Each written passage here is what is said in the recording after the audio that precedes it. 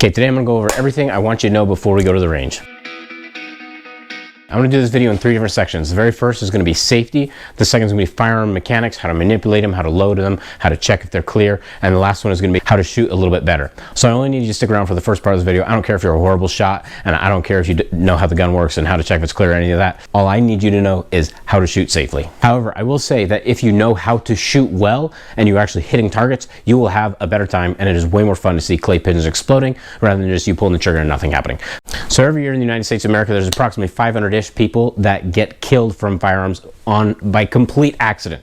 So we are not going to become part of that statistic. And if you follow the 4 basic firearms rules of safety, then they are redundant and guarantee that no safety violations will occur. And I will go over them right now, and I will quiz you on them the day that we go to the range, and I will not even let you manipulate, shoot, or use a firearm until you tell them to me by memory without cheating. So pay attention, because there will be a quiz. Okay, I don't really care the order of them, so I might even change it up when I when we re-go over them at the range. Okay, so the first one, I'm gonna be using this dummy firearms. So the first rule of firearm safety is keep your finger off the trigger until the decision to fire has been made. You can phrase it however you like. You can say keep your finger off the trigger until you're ready to shoot, however you like it. But the moral of the story is, when you pick up a gun, I want you to instill it into your soul that your finger does not go on the trigger until you are ready to shoot. So if I was at the range and this was down range, I'd come up even until I'm on target, and then my finger, when I'm ready to shoot, would go onto the trigger. But until then, my finger is off the trigger. And this is what tells me if I'm with somebody who knows guns or doesn't know guns very quickly. Okay, the second rule of firearm safety is always keep your firearm pointed in the direction of least consequence. You can say always keep it pointed in a safe direction. Never point at anything you're not willing to destroy. However you want to. The moral of the story is keep your firearm pointed in a safe direction. So for example, if this was a range and that was down range and this was my firearm, I'm always, if I picked it up off the table, I'm keeping it pointed in that direction. I come up, ready to shoot, knows my finger's off the trigger, the other rule, and then I'm ready to shoot. And then when I'm done, if it jams, whatever happens, somebody spin brass at me, somebody release a clay pigeon and it's coming for my head, my firearm's always pointed in the safe direction. When we go to the range, we're not going to be shooting handguns, we're going to be shooting shotguns or rifles for the most part. And those are easier to keep pointed in the safe direction because they're much longer. So shotguns and rifles, just because they're so much longer, this is an airsoft gun, they're easier to keep pointed in a safe direction because when you accidentally point it at all your buddies, it is very obvious. With a handgun, it is so easy to accidentally just be looking at it and accidentally be pointing it at everybody. Third rule of firearm safety is know your target and what is beyond it, and honestly, what is in between you and your target. So for example, if you're shooting at a target on an open field, what's behind your target? What's a mile down behind your target? So if there's some trees all behind your target, do you know that some hippie or some Boy Scout or whatever wandered off, some 12-year-old newbie wandered off and is in those trees with a hammock? You don't shoot into trees if you don't know exactly where your bullet is going to end. Also, what is in between you and your target? Where we live at, shooting over water is a no-go. Are there any trails behind there? Is there a mountain bike trail? Is there a hiking trail? Now, luckily, when I take you to the range with me, we're gonna go to somewhere where you have a super good backstop. There's no trees that we're gonna be shooting through or anything. So it's very clear that you know what your target is and what's beyond it. Okay, the last rule is just to treat every single firearm as if it's loaded. It's kind of redundant because the other 3, if you're following all those, then you're always going to be treating it as if it's loaded. However, sometimes when you grab a firearm that you know is clearly not loaded, people will get very careless with them and then point them at different directions and all sorts of weird things. And it's the one instance where it is loaded, but you think it's unloaded, and you treat it differently than if it was a loaded firearm. You put your finger on the trigger, your dry fire, or whatever, and there's tons of examples. Just Google gun fails on the internet, and you will see tons of examples where people think it's clear, but it's not. So we're going to always treat them as if they're loaded. Okay, so that is it for the 4 rules of firearm safety. I'll go over them just real quickly, just so you can get them all in a nice list. So first, keep your finger off the trigger until you're ready to fire. The second rule is always keep your firearm pointed in a safe direction. The third rule that I went over is know your target and what is beyond it. And then the fourth rule is treat every single firearm as if it's loaded. That's it. We will re-review these on the range with this trainer gun as demonstration. So if you forget them, then we'll re-go over them, but I will quiz you on them before I let you shoot. Okay, for youth groups, the two primary type of guns that we will be firing are shotguns and 22s. Now, if you are another leader that will be coming with me, or if you are taking a youth group shooting, I would stay away from handguns, and the only reason is because they are so much easier for new shooters to point in the wrong direction and have some sort of accident. If you are doing handguns, make sure you have a leader who is competent with them, and if you do them, I want one-on-one instruction and nothing less. So one-on-one instruction with a leader and a youth, while maintaining overall range safety, which means you need at least another leader making sure everybody else is safe. So in general, we'll stay away from handguns. If you do them, make sure you have the leadership present so you can maintain safety. So because that's said, I'm not going to go over handgun shooting them. I'm not going to go over manipulating them. I'm not going to discuss that at all. I'm going to go over shotguns and 22s.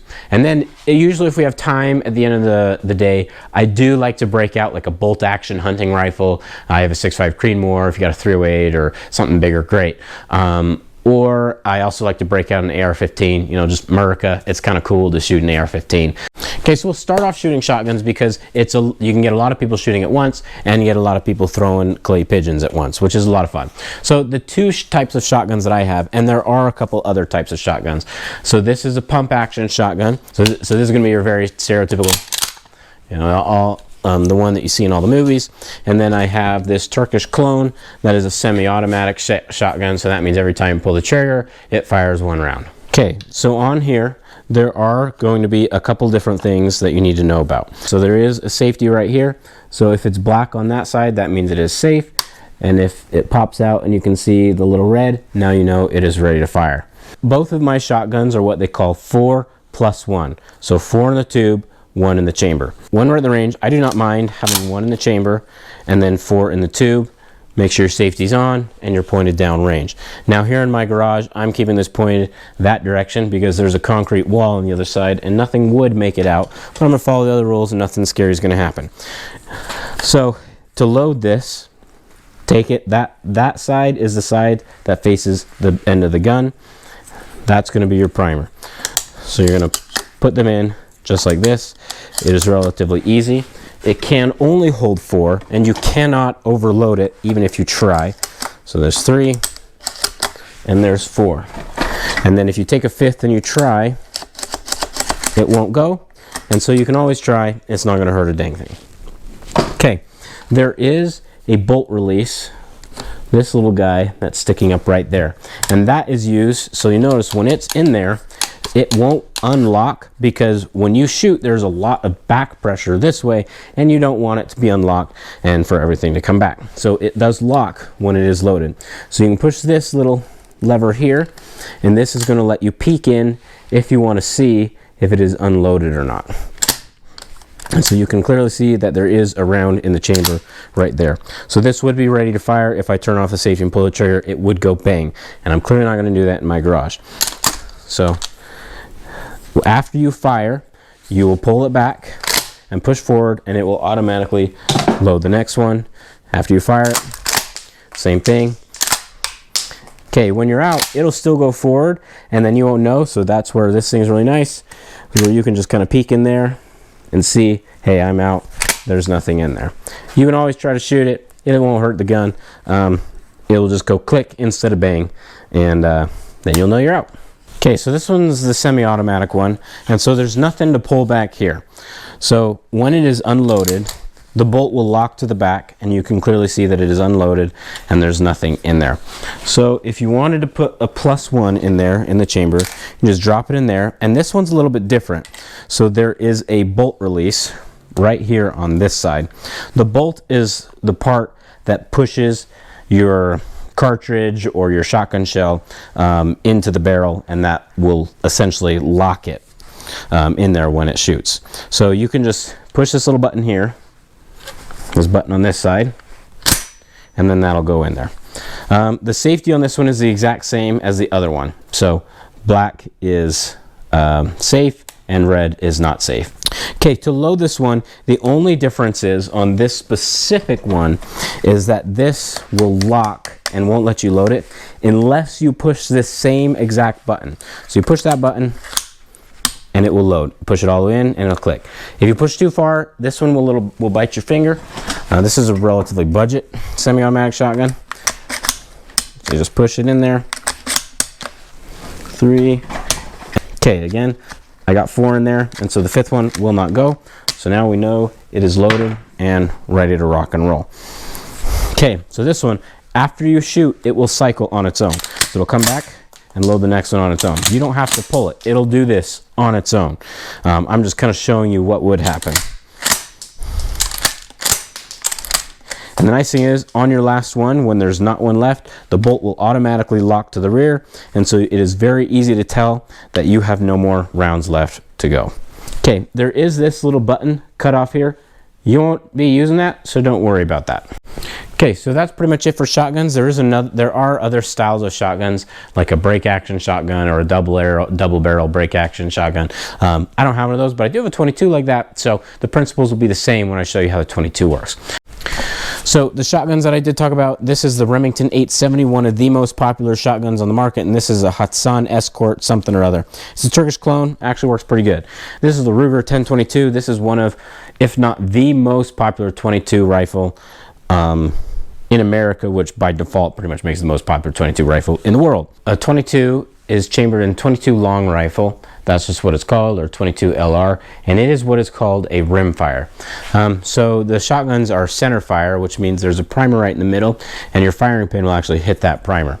On a rimfire, it hits the rim. I'll show you what a shot one looks like. I don't know if it'll focus, but maybe I'll put a picture.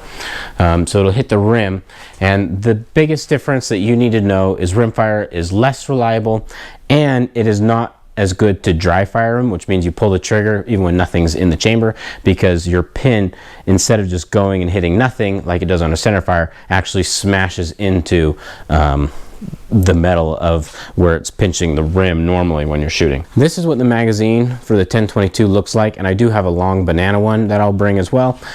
So when you look at it, there's a curved part at the tip and then kind of a flat part at the rear. And when you load these, you're going to put the flat part towards the flat part of the magazine and the curved part towards the curved part of the magazine. And you kind of put it in and then push it back.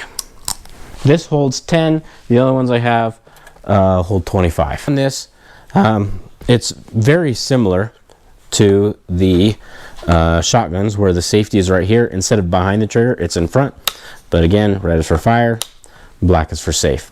To put your magazine in, now I pulled all the bullets out, but the curved part is there, and so your bullets face that direction towards the barrel and out the stock.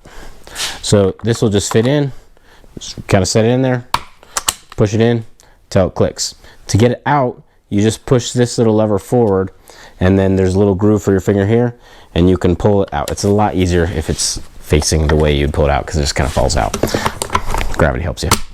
If your bolt is back, or if it's even forward, if it's forward, then just pull it back and let it go full force. If it's back, the bolt release on this one, similar to the Remington 870, is just this. There's a little piece of metal just sticking out right here. So it's going to be really hard to show you this on camera.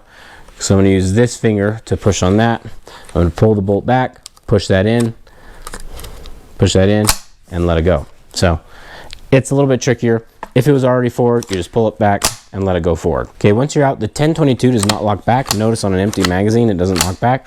So it will be forward, and then you'll hear a click. And again, it's not the greatest to dry fire a 22, but it's also not the end of the world. Okay, a lot of the firearms I have, the way that you manipulate them is very universal, very common rifles, very common controls.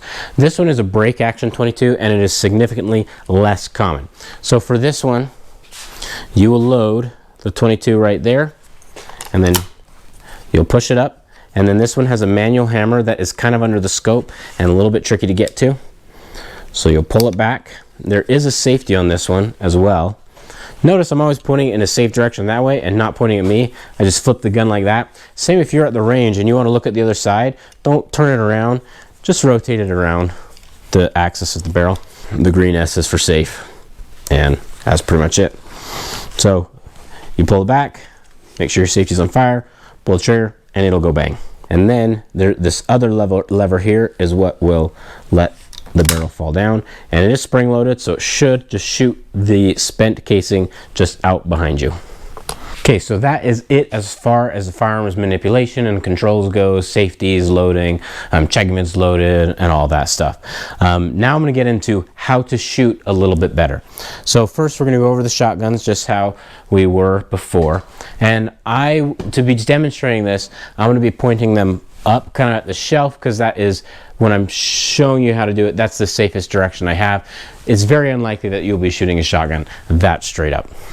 Okay, so as far as the sights of a shotgun go, there's a little bead here at the end, and then there's this whole rail or track on the top. And so when you are sighting this in and putting it on the clay pigeon, you're going to want it to look something like this. I'll just throw a picture in here.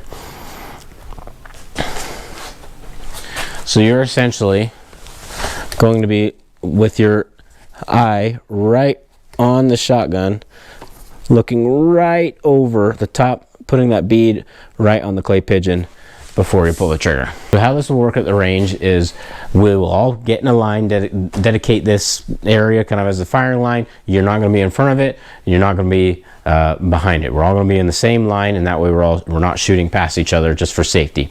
Typically we'll designate somebody as the person calling the clay pigeon, and you'll say pull is the word, and then a thrower will throw the clay pigeon, and then you will shoot it. Now, just like I showed you before, before I say pull, I will get up, ready, call pull, and then you'll follow the clay pigeon. When you get your bead on it, then you will pull the trigger. But don't get on it, stop, and then pull the trigger. Human decision making is typically about half a second from when you decide to do an action to when you do it. So if you get to the clay pigeon, stop your shotgun, decide to pull the trigger, then pull the trigger, by the time that half a second has happened, the clay pigeon has moved. So you will just track the clay pigeon and then shoot it once you line up.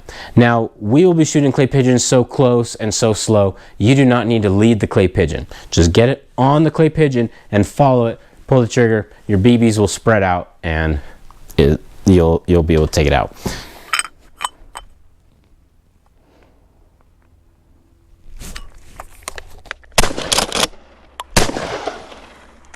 So that's pretty much it for clay pigeons and shotguns. Now, you will want to know what eye is your dominant eye. So to do this, you'll want to look in the mirror, or we can tell you when you're there, and you usually make a little hole with your hand, and you'll look in the mirror and see which eye you see. So right now you see my right eye, because I'm right eye dominant eye, which means that's the one that I will be shooting with. You don't have to shoot with your dominant eye, but it is a little bit easier for the wiring of your brain. And I will honestly, when I'm shooting clay pigeons, I will shoot both eyes open typically. You don't necessarily have to. If you're shooting with your non-dominant eye, then I highly recommend that you close your other eye. My stance, so my stance is I usually put one foot out in front of the other, usually my left foot, and then when I get ready, come to shoot just like this. And then if I'm waiting for somebody to load a clay pigeon or something, I don't want to stand here right here. My left arm will get tired. So usually I'll just take the shotgun, and there's a little bit of rubber back here. It'll stick pretty easy. And I'll just kind of set it on my leg, waiting for the people to mess around with clay pigeons or whatever they're trying to do. But this way it's pointing in a safe direction, which is going to be up in the air, down range, and I'm ready, waiting for the people to throw a clay pigeon. Now, if you are throwing a clay pigeon, I do have a video on how to throw clay pigeons better, so I'm not going to get into that today. But after you have it loaded, I like to hold it out in front of me at the firing line so that the shooters in their peripheral vision can see this nice bright orange clay pigeon, telling them that I'm ready to throw. So when they say pull, just bring it back and throw it. Again, I'll put a link to the video on how to throw clay pigeons better right there. Okay, the last safety tip with shotguns is usually we'll denote some sort of landmark, usually like a tree or a general angle. And if the clay pigeon goes outside of that range, sometimes you've even probably seen at dedicated shotgun shooting areas, they'll even have like bars. So when you're shooting, you cannot physically push your shotgun too far to the side when you're tracking a clay pigeon. Now where we're going won't have those, so we'll denote something that, hey, if the clay pigeon goes too far off to the left or the right, or it was just thrown janky, don't try to shoot it. We won't blame you for not shooting it. Don't even try it. Just let it go, land, shatter, it'll biodegrade wherever. If it goes straight up, same thing. Don't worry about shooting it. Okay, so now on to 22s. Now, I'm only going to demonstrate on the 122 because they're pretty much the same as like how to actually shoot these. It's honestly pretty easy. The range in which we'll be shooting the 22s, you're not going to have to account for bullet drop or windage or anything like that. So if they're sighted in, you put the crosshairs on the target and you pull the trigger.